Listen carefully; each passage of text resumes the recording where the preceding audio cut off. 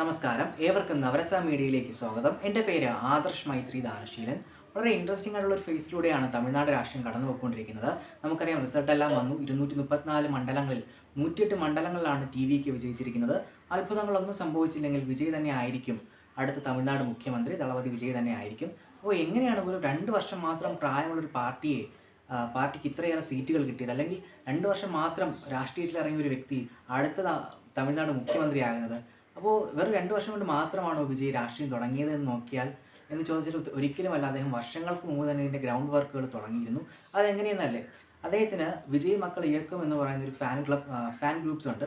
ഇത് തമിഴ്നാട്ടിലെ എല്ലാ സ്ഥലങ്ങളിലും ഉണ്ട്. ഈ ഫാൻ ഗ്രൂപ്പ് വഴി ഒരുപാട് ചാരിറ്റി വർക്ക്സ്, ബ്ലഡ് ഡൊണേഷൻ ക്യാമ്പുകൾ, പാവപ്പെട്ട കുട്ടികൾക്ക് ബുക്ക് അങ്ങനെ മറ്റു കാര്യങ്ങൾ കൊടുക്കുന്നത്, അങ്ങനെയുള്ള ഒരുപാട് വർക്ക്സ് ഒരു ട്രസ്റ്റായിട്ട് തന്നെ അവർ രൂപീകരിച്ചുകൊണ്ട് ഒരുപാട് വർക്ക്സ് ചെയ്തിരുന്നു. അപ്പോൾ ഇതൊരു ബേസായിട്ട് TVക്ക് പ്രവർത്തിച്ചിരുന്നു. മാത്രമല്ല, ഇത് ആളുകൾക്ക് വിജയോടുള്ള ഇഷ്ടം കൂടാനായിട്ട് കാരണമായിട്ടുണ്ട്. രണ്ടാമത് അദ്ദേഹത്തിൻ്റെ സിനിമകളാണ്.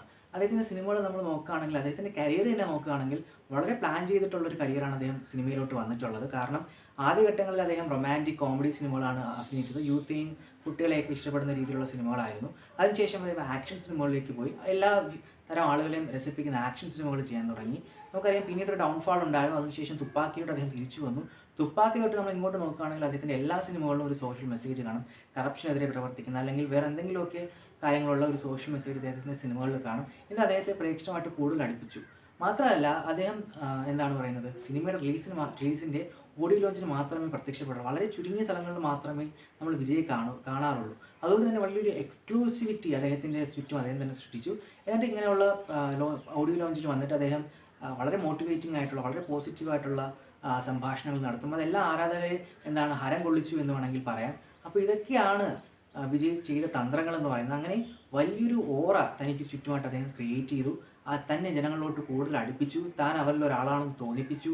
തന്നെക്കൊണ്ട് ഇതെല്ലാം മാറ്റാൻ കഴിയുമെന്നും, ഇപ്പോഴുള്ള വ്യവസ്ഥിതി മാറ്റാൻ കഴിയുമെന്ന്, ജനങ്ങൾക്ക് വേണ്ടി നല്ലത് ചെയ്യാൻ പറ്റുമെന്നും അദ്ദേഹം ജനങ്ങളെ ബോധ്യപ്പെടുത്തി. അങ്ങനെയാണ് അദ്ദേഹം ഇത്ര വലിയൊരു വിജയം TVക്കിലൂടെ സ്വന്തമാക്കിയത്. നിങ്ങൾക്ക് ഈ വീഡിയോ ഇഷ്ടപ്പെട്ടിട്ടുണ്ടെങ്കിൽ തീർച്ചയായിട്ടും വീഡിയോ ഒന്ന് ലൈക്ക് ചെയ്യണം, നമ്മുടെ ചാനൽ ഒന്ന് സബ്സ്ക്രൈബ് ചെയ്യണം. തുടർന്നും ഇത്തരം ഇൻഫോർമേറ്റീവായ വീഡിയോകൾ ചെയ്യുന്നതിന് അത് വളരെ വളരെ അത്യാവശ്യമാണ്. ഫ്രണ്ട്സിനും ഫാമിലിക്കും ഒക്കെ ഷെയർ ചെയ്യുമല്ലോ. Thanks a lot for watching.